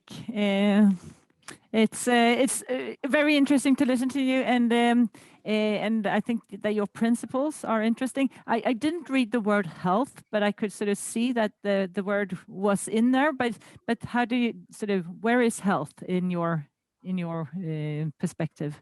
Yeah, health is part of our sustainability agenda, where we want to move our offer into a more healthier position, in a better position. And what we do is that we measure nutritional values on our new product developments, and we give them, I think it's not unique for us, many companies do like that, but we will give them a traffic light, a green, yellow, or red. And we don't exclude the indulgence products, but we focus on trying to do better. So if we can have a moderate or a green light, then it's better, and that is where our focus is. But of course, it's also okay to indulge every now and then. You know, there used to be a time going to IKEA was a fun day out, and it was something special. And I think it is still for many people in many countries. And of course, you should have the opportunity to also celebrate, but in a responsible. Do you think that you're working quick enough? Are you quick enough? I think we are doing a lot, and we are doing a lot both globally and in local initiatives. So in that sense, I think that since we are working on many dimensions at the same time, things are moving fast. But we can always do more, and I think we have, maybe you have seen, we've been in media lately to call out for actions that are pushing a more sustainable future faster than before, because we have targets and we need to reach those. But one way of pushing things would be, for example, saying, okay, we will only go for plant-based, for example. Are you discussing things like that, Henrik? Yes, we are discussing this on a daily basis. I think everyone, our co-workers, our consumers, and I think all in the meeting will buy into the ambition. And then when it comes into action, then it's the hard choices that you need to make in order to balance. And I think this is the discussions that we have on a daily basis, how to balance and how to get people on board, our own organization, but also consumers, so that we don't move too fast, so that we lose. There is no use for us to be 100% plant-based if the consumer will not follow. So we need to have or they will follow if you do it. I mean, that's what we hope for. Yeah. I have a question here. Does IKEA invest or have grants to support early companies? Yeah, we have. I know that question would come. How do you connect with IKEA? And there are different ways, both locally and globally, to do that in different parts of the group. So we do that in certain parts of the group, and Johan is here also from Material Innovation in the mingle later on. It's one way of getting in contact with IKEA. Another way is through me. So we are happy to support you in the right direction, since I know that since we are a big group of companies and a big organization, it's sometimes hard to know how to connect and where is the right entrance. So we're happy with that. I know that if you work with IKEA as a designer, your sort of brand, your personal brand doesn't always show, or very seldom actually. What would be like working with you within foods? Would it be the sort of same way of collaborating, or do you have brands within your food range? Yeah, we have brands in our food range, and I think that is a little bit unique for IKEA food compared to the furniture side. We promote, we do sell a lot of Swedish brands still.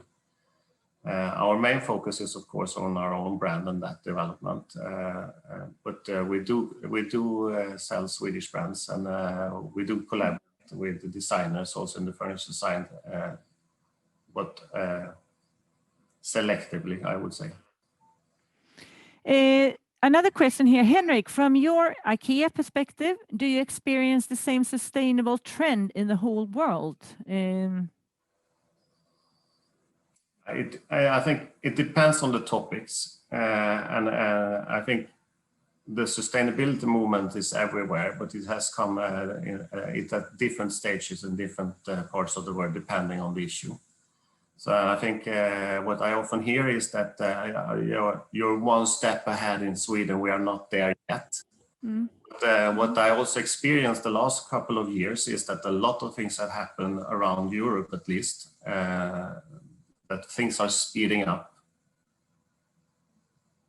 And I mean, it's really interesting because I mean, you can actually feel the market in your different. Can you say very sort of different local behaviors? Sort of, I mean, really local, or I is think it?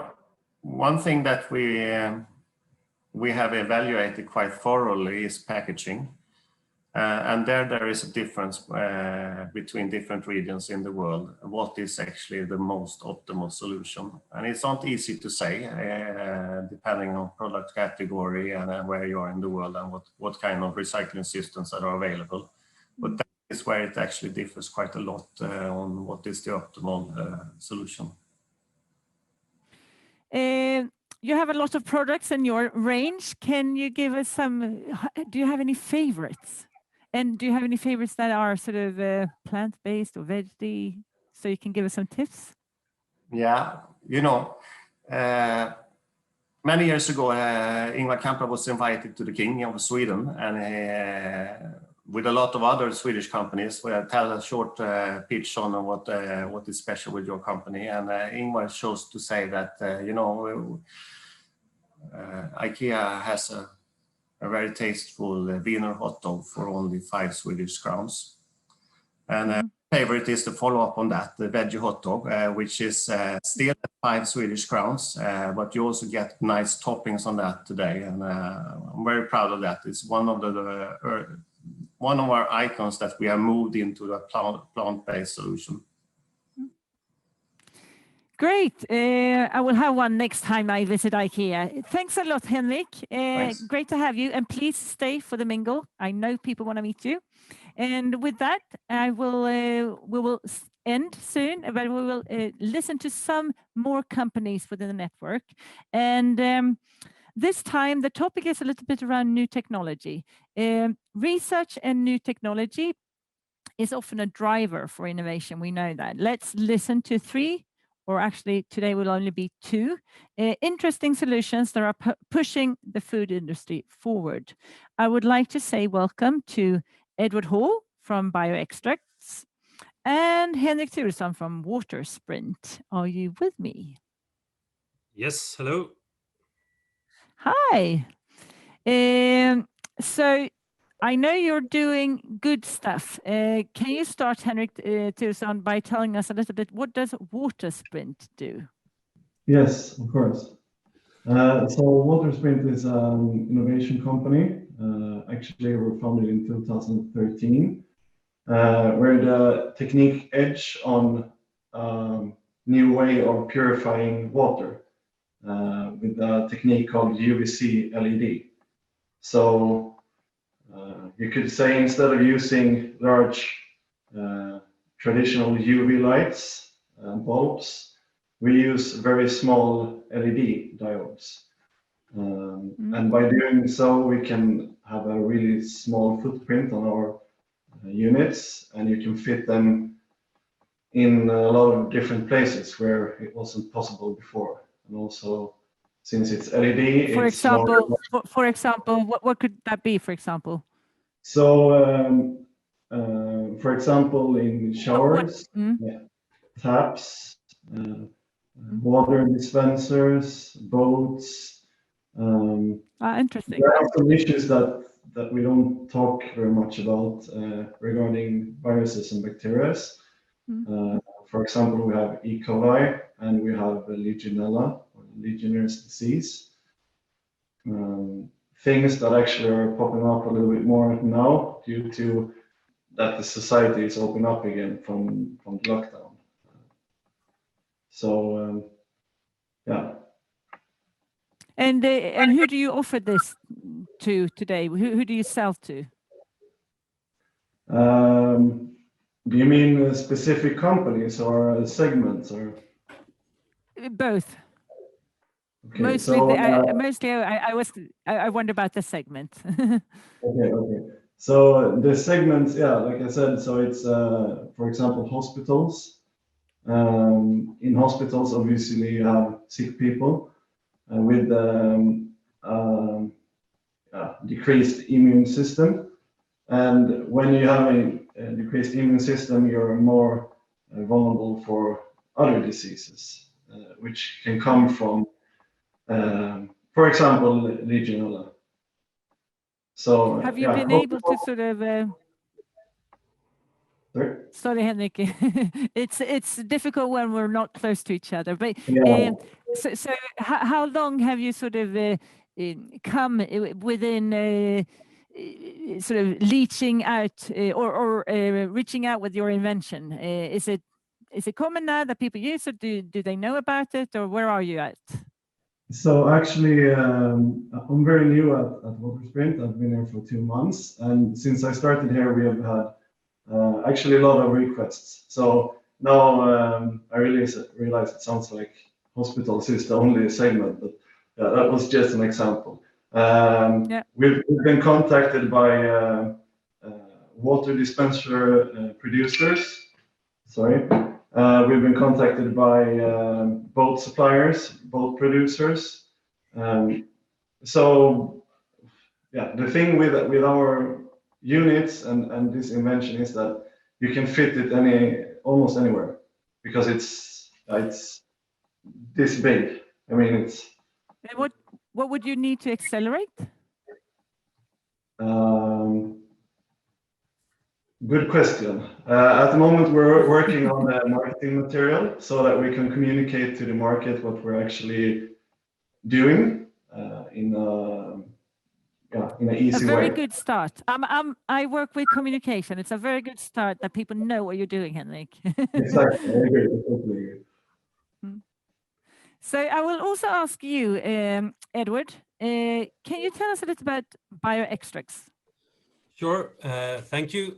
It's my favorite topic. So bioextracts, we're a company doing microbiology or industrial biotechnology. So that means that we're using bacteria, non-GMO bacteria, I should mention, in different industrial processes.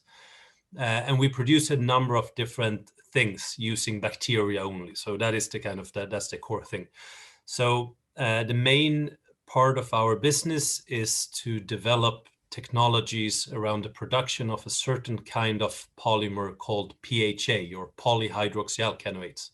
This is a bio-based, meaning that it's made from renewable or green content, and it's also biodegradable polymer.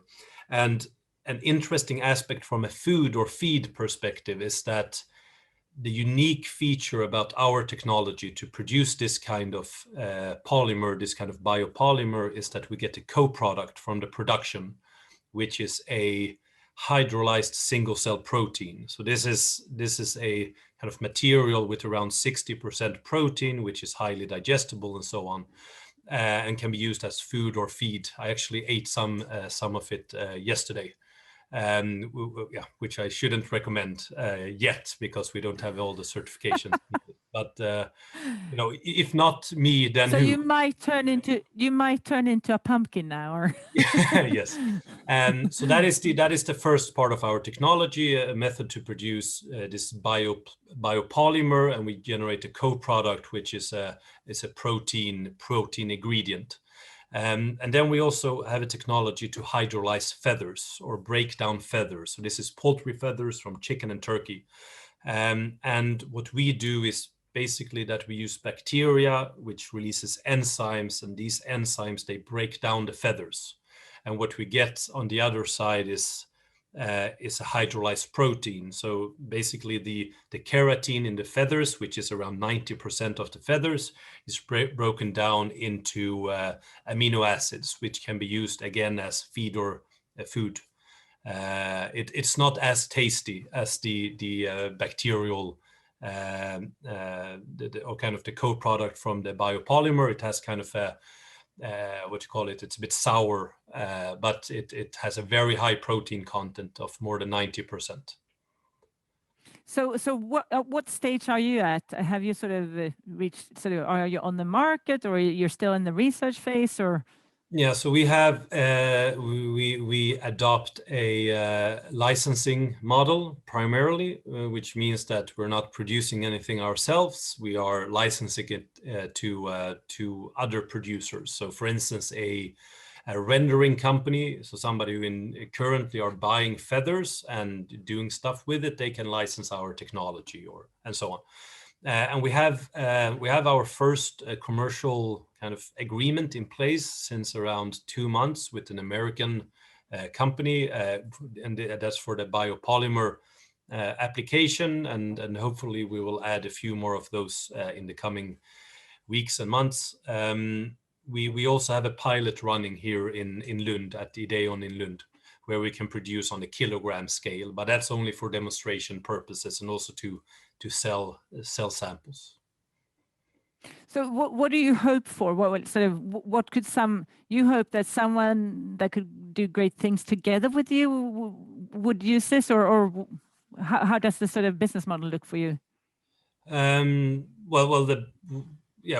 business model is fairly simple. It's a pretty classical licensing model where let's say as I mentioned, a rendering company, or it could also be a sugar company. So, as you may or may not know, that the sugar industry is struggling quite a lot with dipping prices and dipping demand, and you can turn sugar into this biopolymer, which is, on the other hand, something that the world is lacking quite a lot. So then we can license our whole technology from sugar to biopolymer, which can go into packaging and so on. And then hopefully they pay us a kind of yearly license, and then a royalty per kilogram produced as well.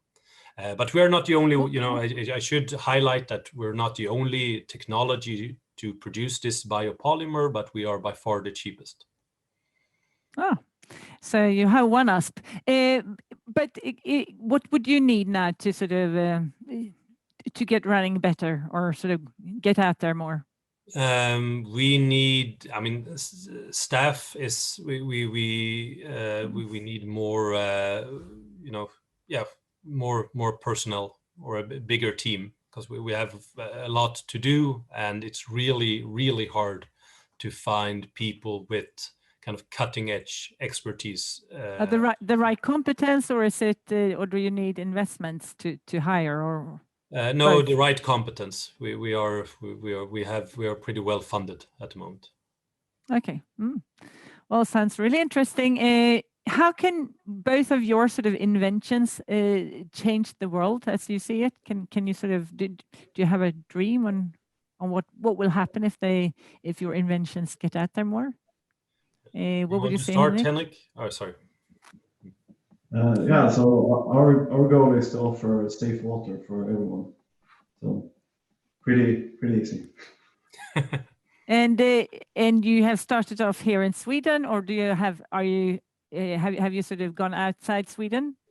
We're in the we offer it to all over the globe, but and at the moment we have business in Australia, England, Sweden, Norway, Denmark, South Africa. So it's growing pretty good. And what about you, Edward? Yeah, our kind of offering to the planet is fairly simple in a way. There are two things. First of all, it's a kind of a sustainable and cost-efficient method to produce a bio-based and biodegradable polymer, basically replacing fossil-based plastics, which is good both in terms of CO2 emissions, but also in terms of plastic pollution. So that one is pretty simple. But then we also have the co-product from the biopolymer production, which can replace fish meal and soy meal and so on, which comes with their own issues. And similarly with the hydrolyzed feathers that can be used for feed, it's also a way to replace, in particular, fish meal, because it has a fairly similar amino acid profile. Do you have anyone that you want to meet in the mingle later on?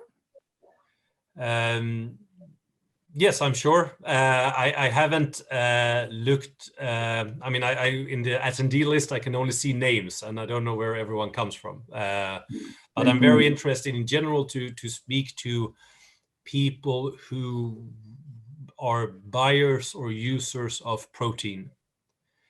We have quite a lot of companies who are looking for our biopolymers, and we kind of know what the market wants. But our two protein products are very unique, and so there is no existing market. Perfect, you got that out. And Henrik, is there anyone that you would like to meet out there in the mingle later? Yes, but I haven't looked at the list very much either. But so what I'm interested in is, of course, anyone who would like to purify their water. But if I should mention something, someone working with real estate, or properties where you have Legionnaire's disease problems, or you want to avoid it. And I know this is something that we don't want to talk about, so I get it. But perhaps you can contact me directly, and we will keep it a secret. They don't have to tell the whole world. They can just tell you. But and I think it's really interesting what you're saying, because perhaps I know we have a great network or a great list of people that have registered for today's conference, but I think that there are also people out there that don't know that it could be really interesting to mingle with you, and I think that's what we're going to have to work with. So get more people into this network from different areas, and I think that's how we will kickstart the Southern Sweden food innovation scene. Super, thank you. I have learned so much today, and I see that the future could be really bright. And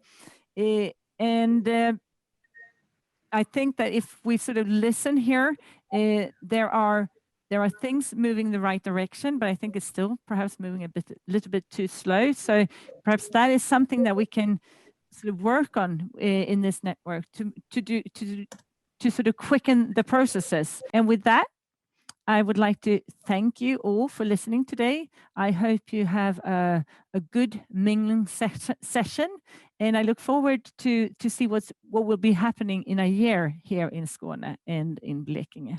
Thank you very much.